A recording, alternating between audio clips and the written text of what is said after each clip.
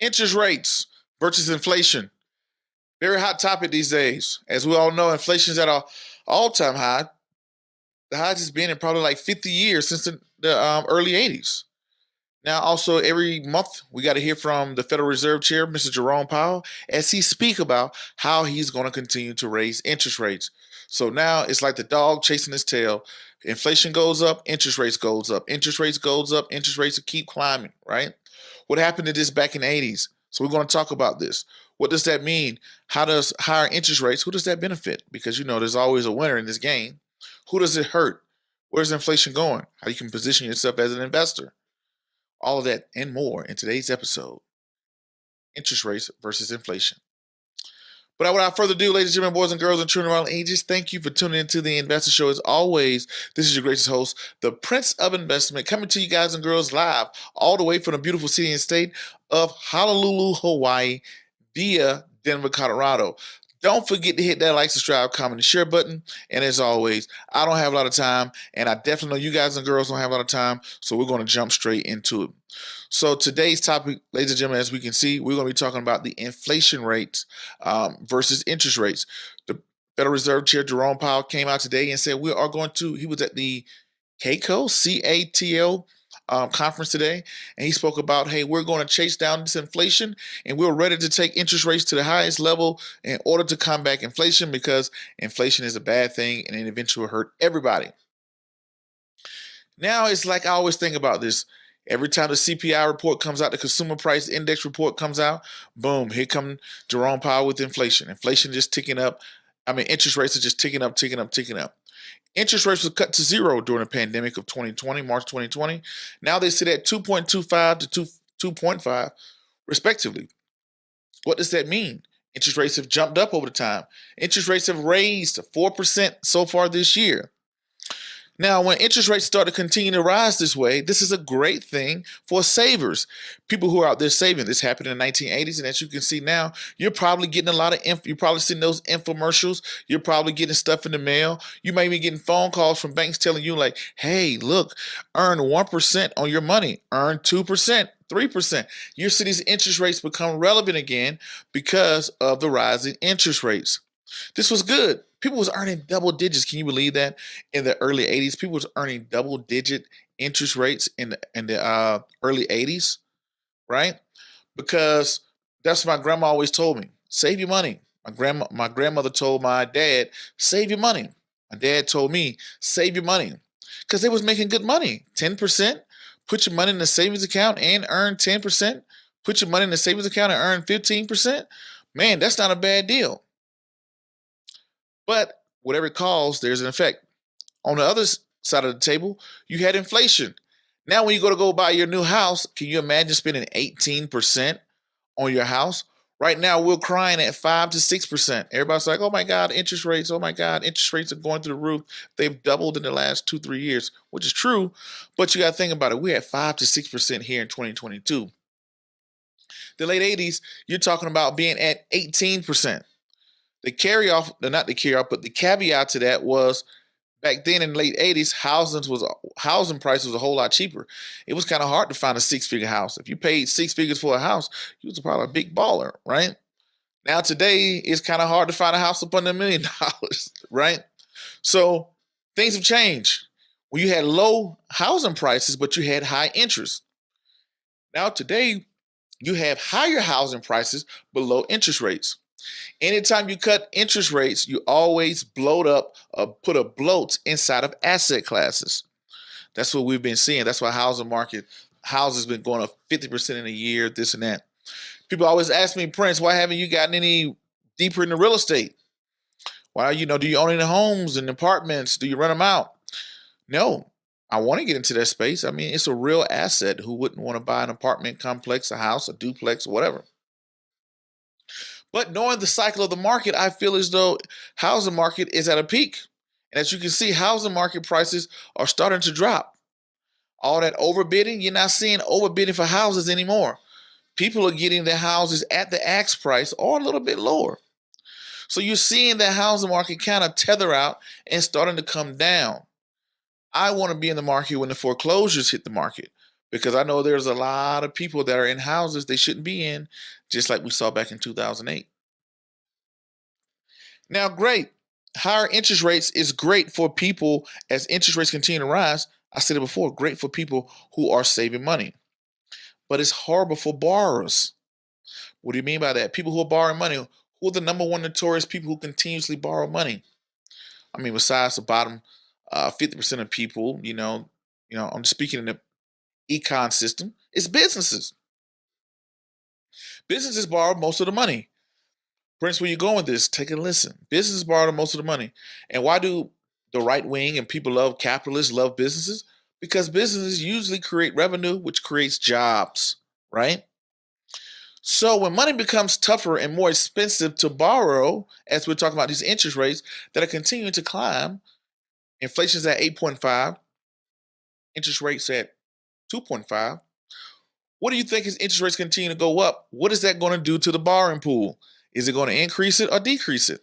Money is becoming more expensive and harder to borrow. When you can't borrow money, most companies, when they borrow money and open up a new location.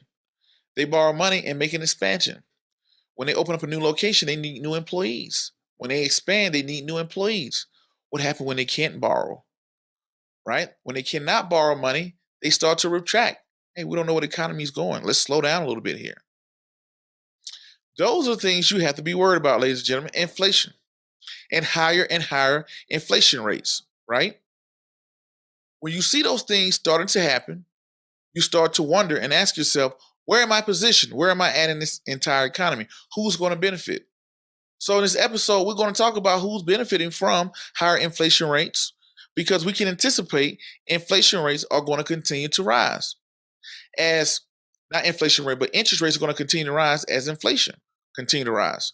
So we're seeing inflation kind of topple off a little bit. So we're going to wonder what's going to happen with interest rates. So a lot of people are projecting interest rates to go up. They've already gone up 4% this year. People expect them to go up another 2 to 3%, not percent, but 2 to 3 times in the following years, right? Because guess what? Inflation is at 8.5%, and the Federal Reserve goal for inflation is to be at 2%. So what can they do to cut down inflation? They have to raise interest rates. When you raise interest rates, you're wondering why your stock portfolio is not looking so well. You're wondering why your house that you just bought, the housing market is not jumping up and down so well. It is doing what it's designed to do. Inflation, interest rates are a way to combat and to work inversely with inflation rates, right? So people don't want inflation because the price of goods and services continue to rise. And even though wages are not keeping up, the bottom part of society have seen a nice jump when you see minimum wage, but that's not something you want to hold on to forever. So as we can see, the top 10% of households account for 70% of the net worth in America, while the bottom 90% of households account for 75% of debt. I had to look down and make sure I wrote that note before I came in. What does that mean? You're saying that the bottom 90% account for 75% of debt.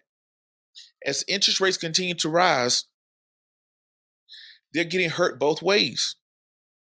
If I owe 10, 15, $20,000 on a credit card and the interest on that credit card is continuing to rise, on top of when I go to pump gas prices are going up, food prices are going up.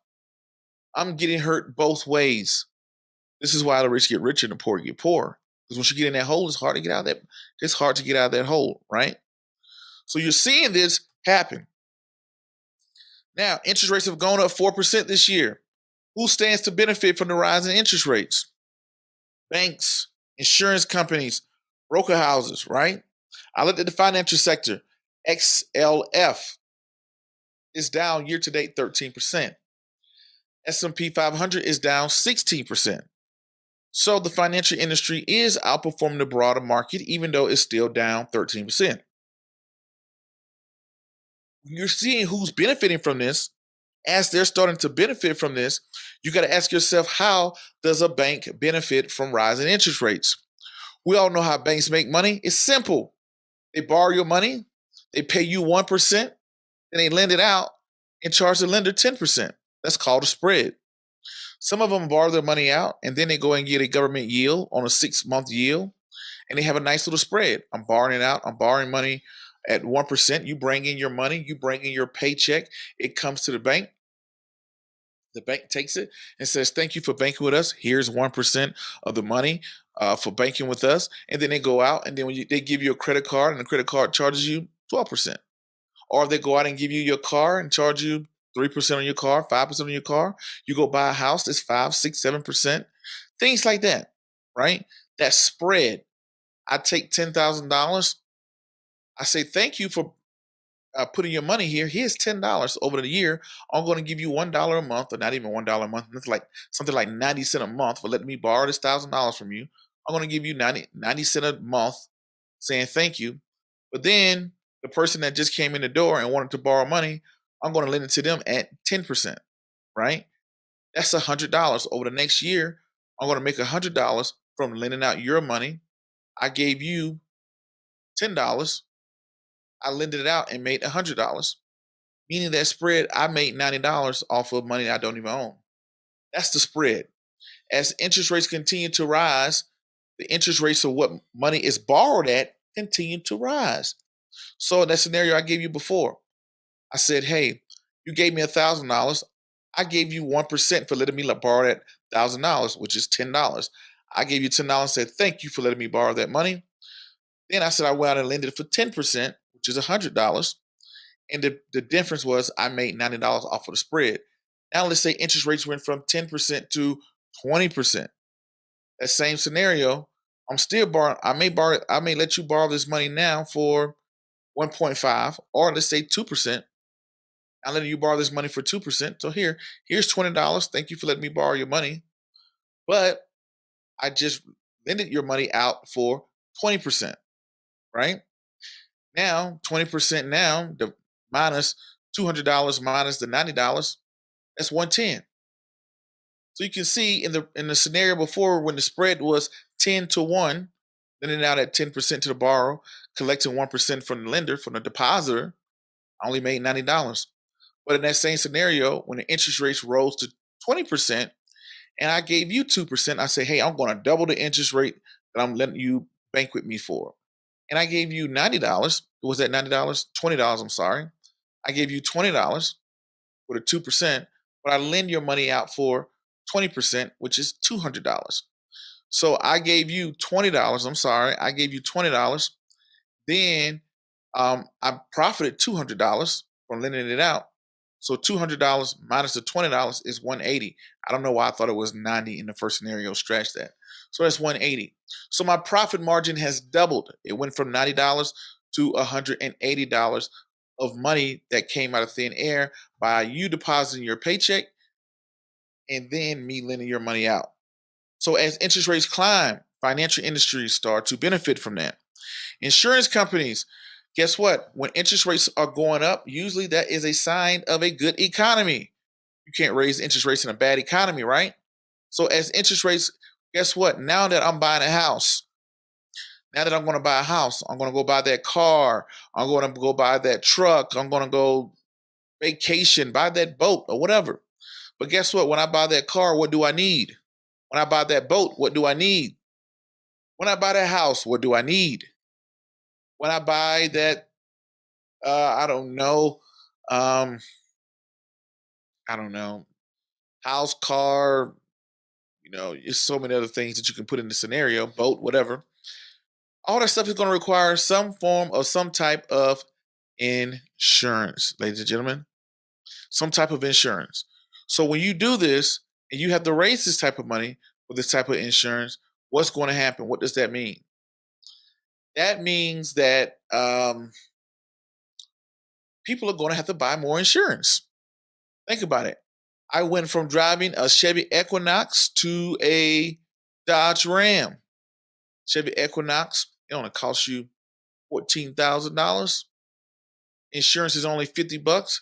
Now you got a Dodge Ram. Insurance is $120 or whatever it could be. I'm just throwing out a scenario. Because when people make more money, they spend more money, right? So usually when interest rates are rising, that means the economy is doing well. When the economy is doing well, that means that People will need more insurance, just nature of the business. Also, broker firms.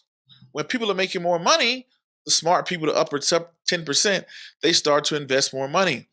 Because guess what? When do people want to invest? When people are logging into their investment account, they're watching those cryptocurrencies, they want to jump off a building.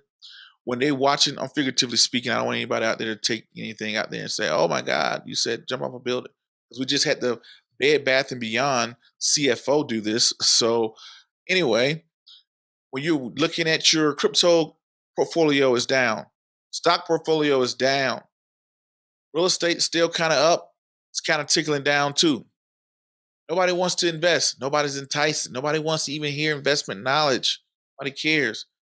When the economy was last year, the economy was booming. Cryptocurrency was at $60,000 a coin. Everybody said this thing is about to be at $100,000 a coin. We're about to take over the world, right?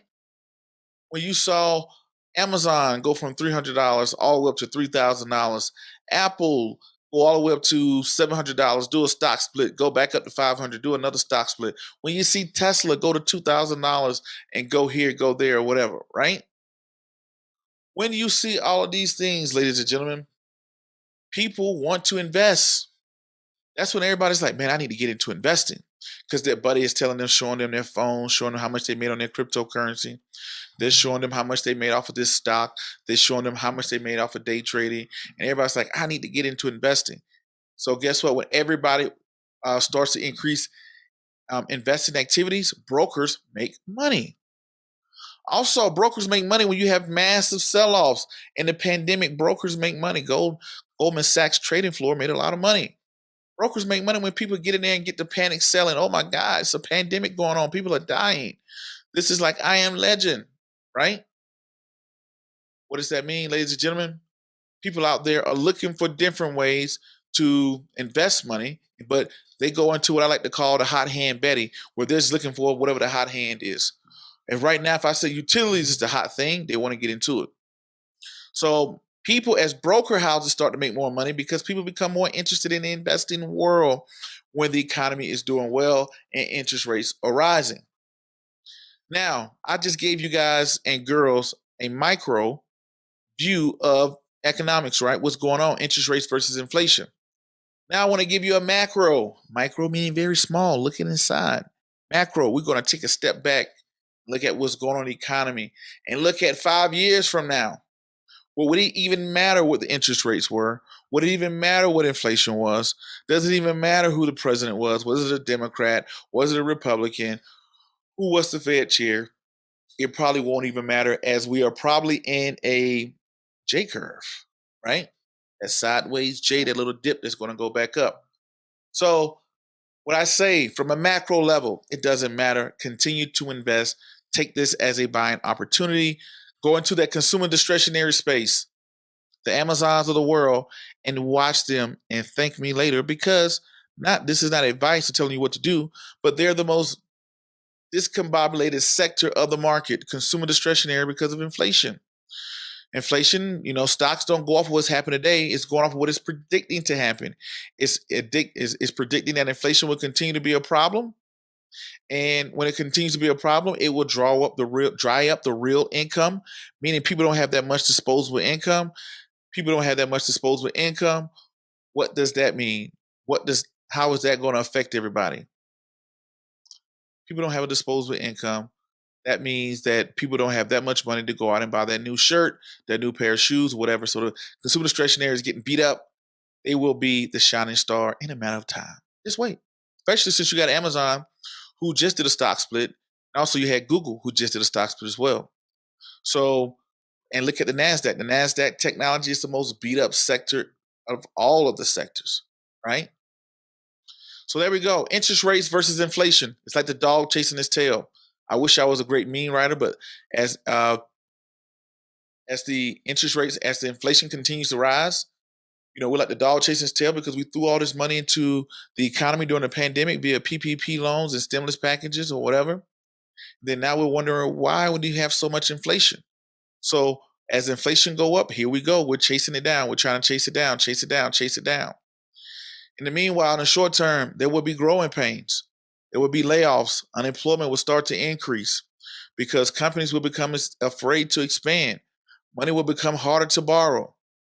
But on the flip side, if you have a savings account, you start to make a little bit more money on your savings account.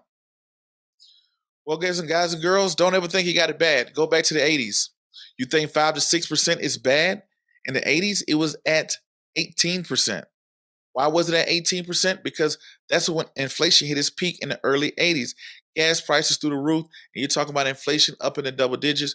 The Federal Reserve, I forgot his name, Paul Volcker, he raised interest rates all the way up to combat inflation, and it got ugly. We put ourselves into a self-induced recession. Technically, according to what did in the 1980s, we're in a recession right now. But the White House changed the meaning of recession in the middle of a recession.